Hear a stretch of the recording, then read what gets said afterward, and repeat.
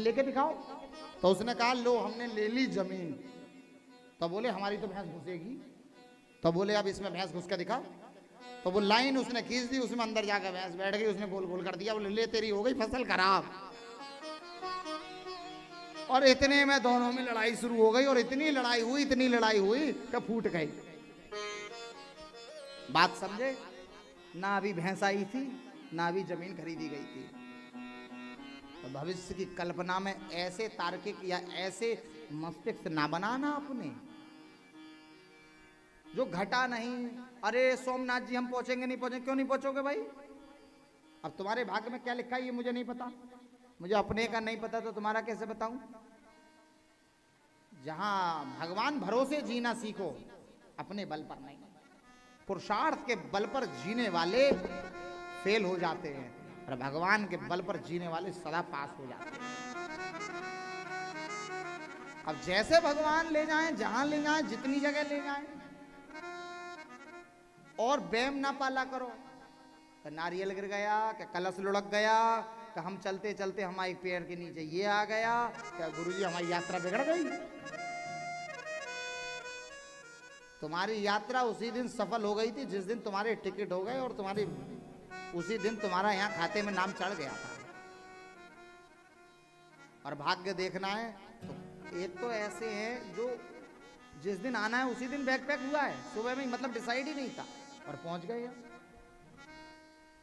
और जिसका बेचारे को आना था वो नहीं आ पाए, एक दो लोगों के टिकट है। तो यहां तो द्वारकाधीश जिसको बुलाएंगे वो आएगा, उसको कोई रोक नहीं सकता। आप तीर्थ संबंधित यात्राओं का विवरण आपको दे दिया जाएगा। भेंट द्वारिका आदि जिस दिन जाएंगे बस करी जाएगी, उसमें सब लोग चलेंगे साथ में, ठीक है। देखो हम स्वभाव हमारा हंसने का है, लेकिन फिर भी जो एक बार बात कह दी जाए उसको समझे भाव से, बस इतना निवेदन है। 88,000 मुनियों से कहा सूत जी ने कि ये काल रूपी व्याल जो है ये तुम्हें ग्रास बना रहा है, इसलिए सबसे पहले क्या करना है। बोले अगर कोई समझे कि जन्म जन्मांतर के कल्प कल्पांतर के पुण्य पुंज उदित होंगे तब भगवान का नाम कथा हमको मिलेगी, तो बोले मिलती ही तब है कथा। कथा कब मिलती है? जन्म जन्मांतर के कल्प कल्पांतर के पुण्य पुंज उदित होते हैं, तब कथा सुनने को मिलती है। अब आपके पुण्य पुंज उदित हुए हैं, 88,000 मुनियों के भी हुए। बोले ऐसी कथा, इतनी दिव्य कथा? बोले हाँ। बोले क्या प्रभाव है इस कथा का? बोले एक बार की बात है कि ये कथा जब परीक्षित को सुनाई जा रही थी तो अमृत का घड़ा लेकर आ गए। कौन आ गए?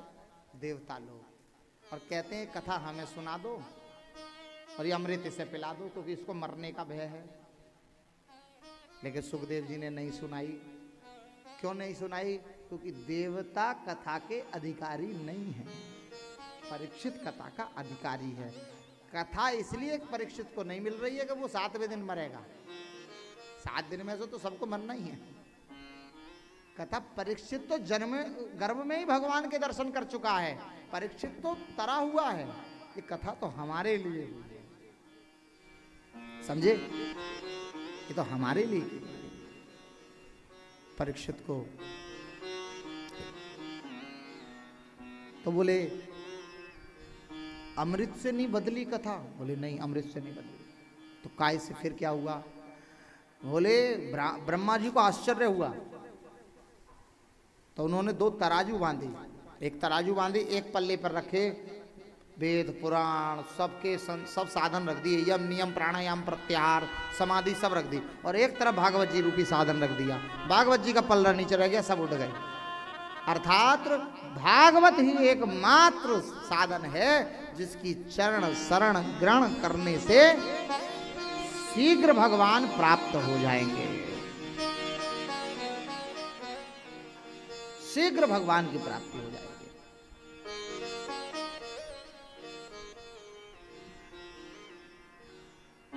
एक बार सनकादियों को, सनक, सनंदन, सनातन, सनत कुमार, चारों भाइयों को कथा सत्संग करने की इच्छा हुई। तो सत्संग कहाँ होगा? सत्संग कब होता है? श्रोता के बल पर सत्संग होता है। किसके बल पर? श्रोता की जितनी उच्च कोटि की श्रेणी होगी उतना अच्छा वक्ता बोलेगा। यह भी आपको बता दें, श्रोता जितनी कम समझ का होगा उसके लिए उतनी कम समझ की बात कही जाएगी, नहीं तो समझ नहीं आएगी। तो श्रोता चाहिए। अब सत्संग अकेले में नहीं हो सकता, और हमको सत्संग करना बहुत अच्छा लगता है, तो हमने मंदिर को बनाया ही इस भाव से था कि प्रभु आप मंदिर को इस भाव से बनाओ, ऐसा बनाओ कि जिसमें बैठ के सत्संग हो सके। मुरादाबाद वाला मंदिर की बात कर रहे हैं। अब नित्य सत्संग होता है, आरती के बाद वहां 20 से 30 मिनट हम डेली बोलते हैं, अगर मुरादाबाद में रहेंगे तब। मुरादाबाद में नित्य सत्संग होता है, अगर हम मुरादाबाद में हैं 30 मिनट हम सत्संग चर्चा करते हैं। तो अब सत्संग की इच्छा हुई सनकादियों को, तो वो कहाँ आ गए? बद्रीनाथ में थे। इधर नारद जी बड़ा दीनहीन सा मुंह लेकर सनकादियों के पास पहुंचे। सनकादियों ने कहा क्या हुआ भैया, कैसे तुम परेशान हो? बोले मैं अभी मृत्यु लोक गया। वहां एक आश्चर्य हुआ। क्या? बोले एक स्त्री थी, उसके चारों तरफ स्त्रियां बैठी थी और कुछ स्त्रियां पंखा डुला रही थी और वो रो रही थी।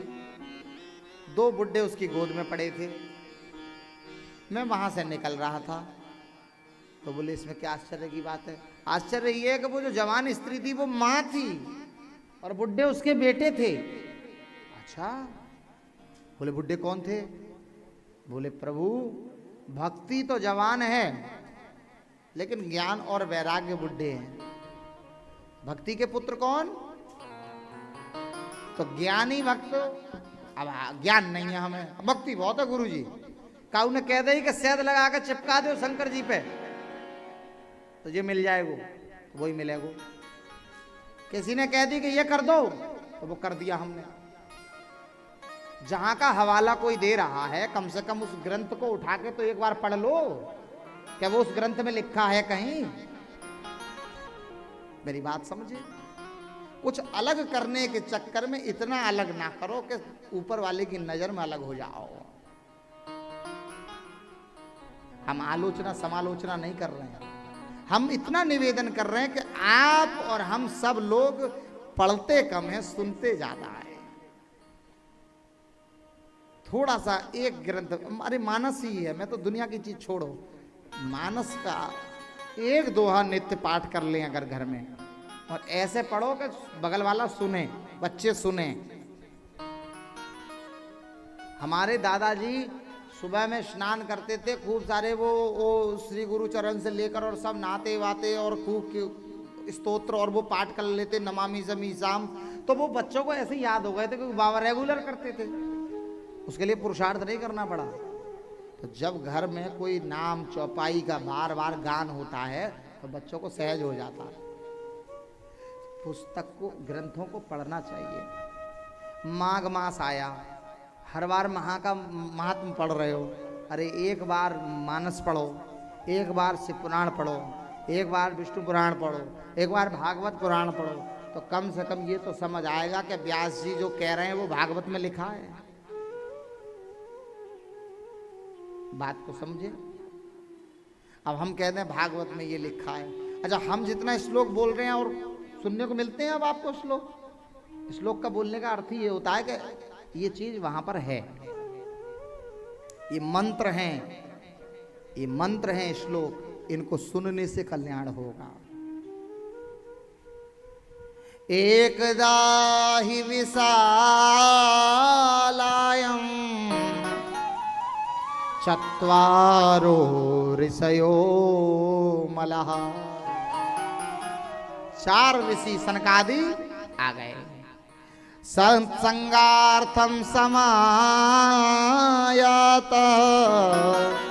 ददृशुस्तत्र नारदम। नारद जी से कहा कि आश्चर्य, नारद जी ने बताया कि भैया ये आश्चर्य है बोले आश्चर्य